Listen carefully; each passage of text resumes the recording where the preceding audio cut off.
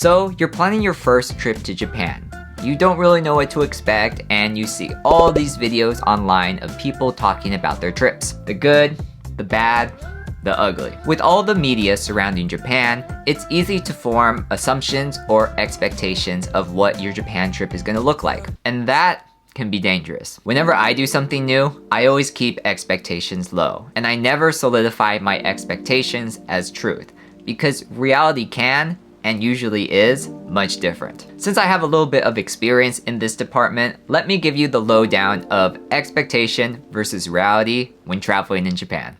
Expectation. I'm gonna eat my favorite Japanese food that I can find at my local Japanese restaurant, like California rolls and teriyaki. Reality. Some of your favorite Japanese dishes aren't actually Japanese. So the truth is, if you're eating California rolls or teriyaki or even Philadelphia rolls at your local Japanese restaurant, those aren't actually Japanese creations. For example, the fan favorite California roll was actually invented in LA by Ichiro Mashita. And from my research, this was invented in the 1960s, so it's been around for a really long time. And at this point, I think everyone just assumes that it's a Japanese staple. Well, you're gonna be hard pressed to find a California roll anywhere in Japan. It's just not a thing. The same goes with the Philadelphia roll, which was invented in the 1980s by Madame Saito. Obviously, from the name, it was created in the East Coast, so it is not something that you're gonna find regularly in Japan either. And finally, teriyaki. Now, I'm not saying that teriyaki doesn't exist in Japan,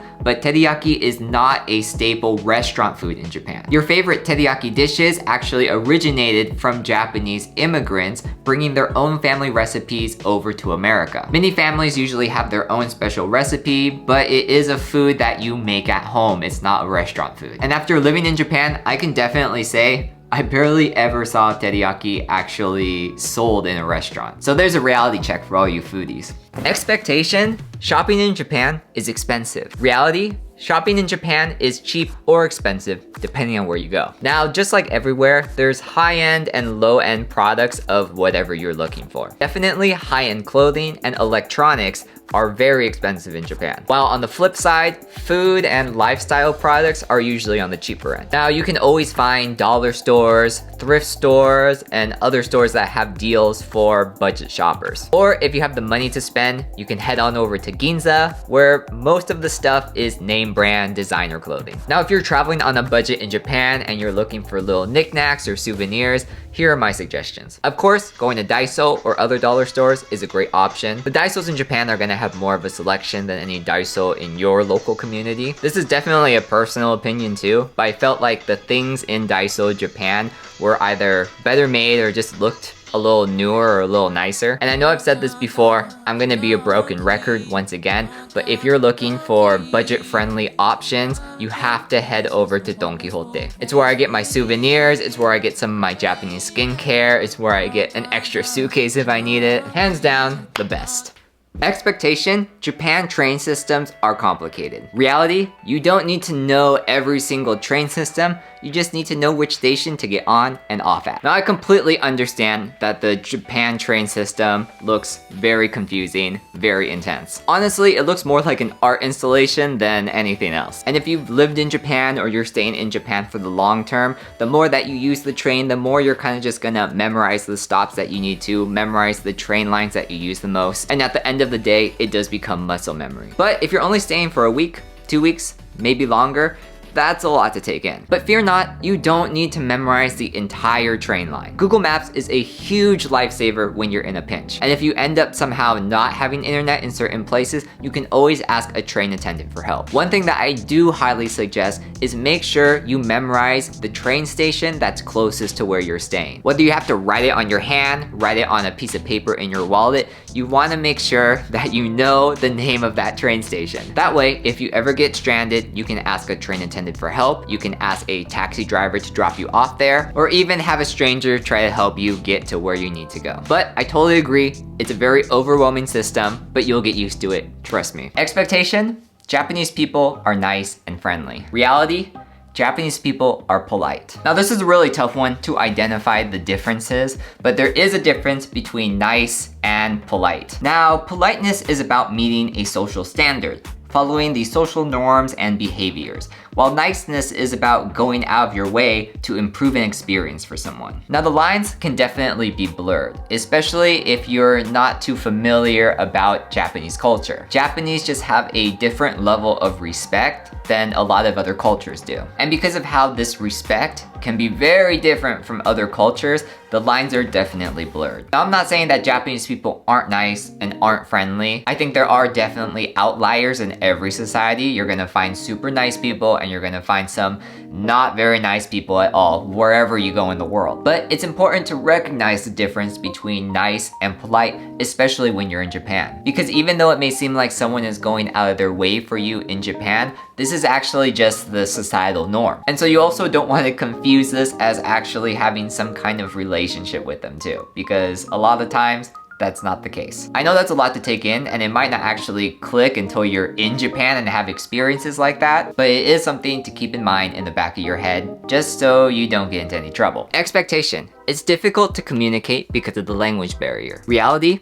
It's fine as long as you're willing to get out of your comfort zone. Now, language is a really interesting thing to talk about for travelers or visitors because you don't necessarily need to know the language in order to be a visitor. Would you tell me the way to the Johoku Library? I can't speak English.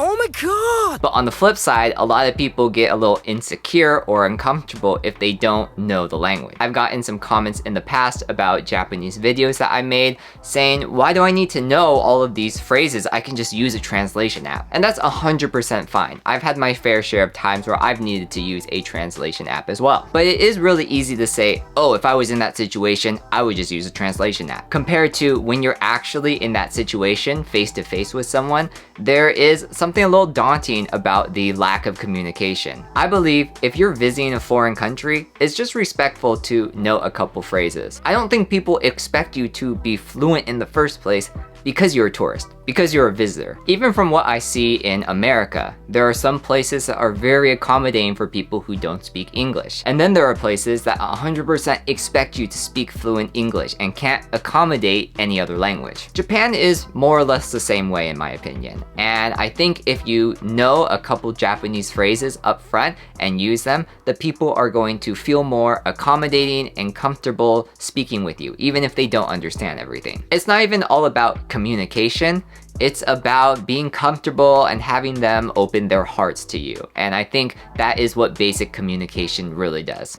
And finally, expectation, Japan is clean. Reality, Japan is clean in some places. Now don't get me wrong, I'd rather take a dump anywhere in Japan compared to an American gas station toilet. Like, that is not to be trusted. But I will say, there have been places in Japan where I've just thought, this isn't really clean. Like, if you've ever missed the last train in Shibuya and are walking around the streets at 1 a.m., you know that place is not clean. There's garbage all along the streets. I've definitely seen some rats running here and there, or using the bathrooms in Yoyogi Park during cherry blossom season. That's a big no-no. But in comparison to places that I've been in the US or other places abroad, it is very clean. Also, Japan travel hack, make sure that you are carrying a handkerchief wherever you go, especially if you're using a lot of public bathrooms. They do not supply paper towels, and even some places don't have hand dryers. So most people are gonna be carrying around handkerchiefs so that they can dry their hands. So these are all the expectations that I'm covering in this video. I'm sure there are a lot more out there, especially for you first-time Japan travelers. I do wanna say that these realities are through my eyes, so through my experiences, and they might not match everyone else's experiences. For example, someone might have had a great experience at the Yoyogi Park toilet compared to my experience during a very, very busy cherry blossom season. If you haven't been to Japan before and you have an expectation that you want debunked, leave it in the comments below. Or if you've had an expectation before going to Japan and had it debunked while you're in Japan, figured out the reality per se, make sure to leave that in the comments too. I would love to hear it. I have a lot more YouTube content coming out in the next few weeks, so make sure to subscribe if you haven't. Also make sure to like the video if you did really like it, if there was some kind of insight that was new to you. Thanks for watching, and I'll see you in the next one. Peace.